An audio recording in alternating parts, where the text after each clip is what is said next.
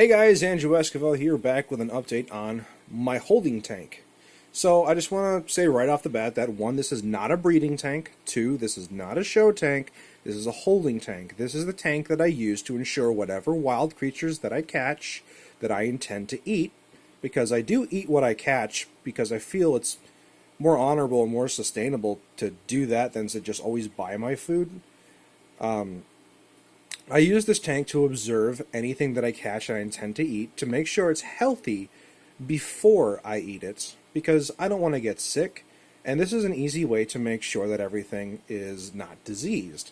It gives me a chance to observe my food before it becomes my food. Now, you'll see that I have some rusty crayfish, and here in Illinois, rusty crayfish are invasive. See, this guy is eating a frozen sweet pea. Now, first off, do not do what I'm doing, please, by capturing and holding rusty crayfish.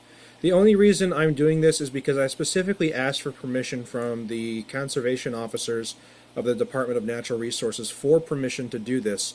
And look, they're hesitant to let people to do something like this because anglers often take crayfish that they catch and not knowing the rusties and use them in other fishing spots where they might not be before, and if they don't use all the crayfish, they just dump them in the lake or wherever they're at, and then they become invasive there as well.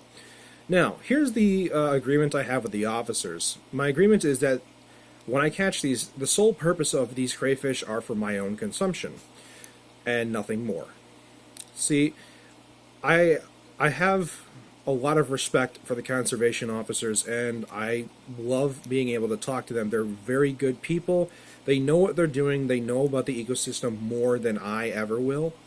And whatever guidelines and rules that they have set is generally universal. But I have talked to them for like about 2 years now, and they know who I am. I know who they are.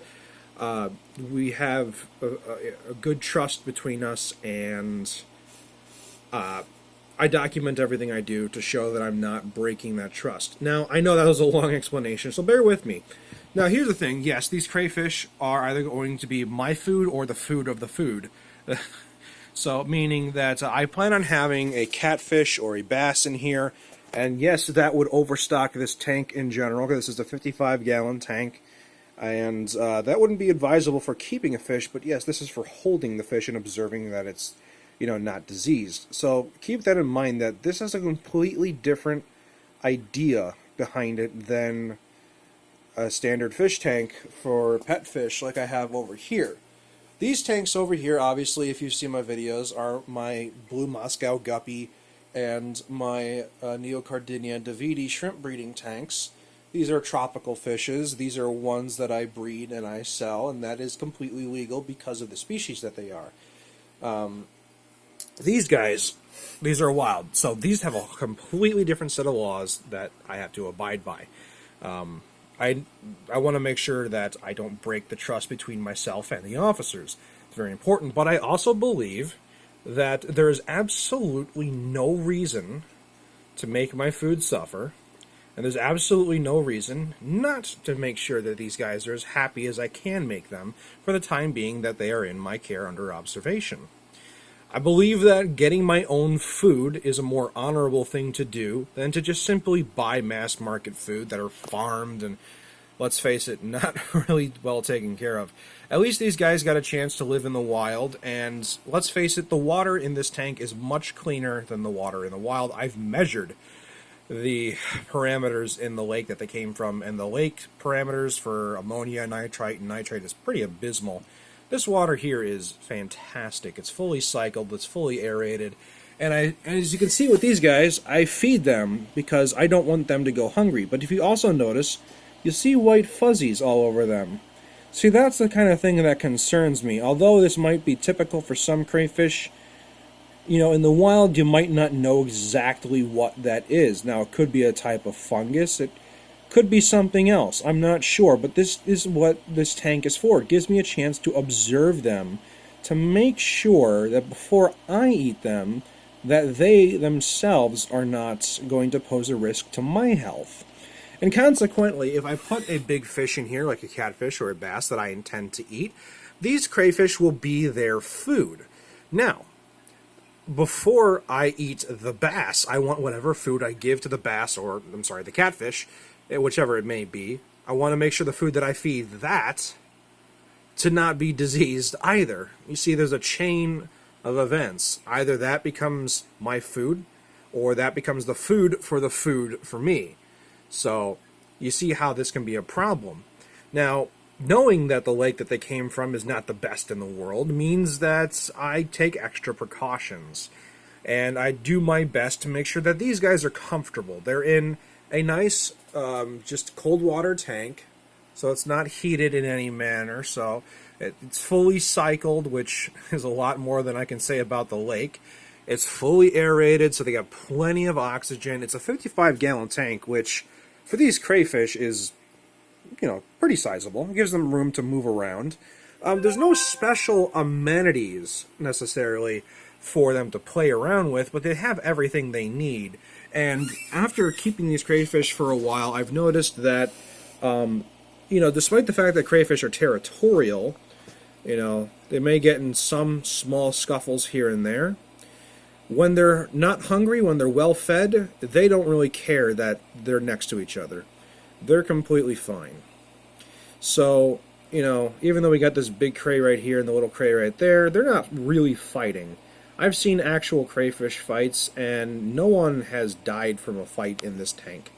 I feed them frozen sweet peas because, hey, it's a good source of food for them. It's got plenty of calcium, it's got plenty of nutrients for them, and they really, really like them. I've noticed that wild crayfish, when you feed them sweet peas, they immediately go for it, even if they've never seen it before.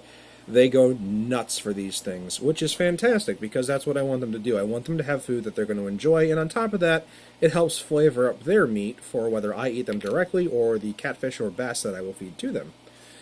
So, the only downside is they tend to not eat the husk of the peas, and I have to clean that out once in a while. The inlet for the filter. Well, got to do what you got to do. You notice this guy has one claw. He had one claw when I was transporting him back from the lake. So, what I've always noticed about crayfish that I catch is when I get them in the wild, they are so hungry and so exhausted that they simply don't put up a fight. I can easily catch 30 or 40 of them by hand in an hour. That's how many of these little guys there are. And it's pretty crazy how many there are and how easy they are to catch. Literally just need 2 fingers. But the thing is, they're underfed because they have to find their food. They're opportunistic eaters. And 2, the water quality stinks in the lake. So they're not exactly happy. After a few days in here of being fed as many sweet peas as they can possibly eat, they become much more energetic. They're not hungry anymore. They've got better water quality, so they feel more comfortable, and they become much more spunky, which means they're much harder to catch afterwards. So you can tell that they have improved in just their general health by the way they act. When you catch them in the wild, they don't put up a fight at all. They don't raise their claws or anything. In fact, most of the time, they are just too exhausted to do anything, and they just give up immediately. When you put them in here, 2-3 days later, being fed good water, they are almost impossible to catch because now they've been revitalized. So, the crayfish like the sweet peas. But there's not only crayfish in here, there's actually my little minnow buddy. Now, we didn't catch a catfish like we wanted to when we first started a few days ago because the fish just weren't biting, so we figured, okay, well, at least we'll have some crayfish for when we do catch a fish. Well, let's at least get one fish. I'm like, there's tons of minnows at the shoreline. I caught this little guy, and he or she, I don't know what. It's a black striped top minnow, and just been enjoying the heck out of himself. He's been swimming around. He loves playing in the bubbles. He loves the current and being swept away by it. He purposely does it. And I've also taught him to eat flake food, which is not hard. You just start them out with a tiny little bit of bloodworms on the surface, and then they realize that's where food comes from in this tank, and then you feed them fish flakes. And earlier today, I observed him eating the fish flakes that you just get, tropical fish flakes anywhere, and he does perfect on that. So these little minnows are also a good source of food for whatever other fish that are larger than them will consume them. And quite frankly, though, these guys are adorable.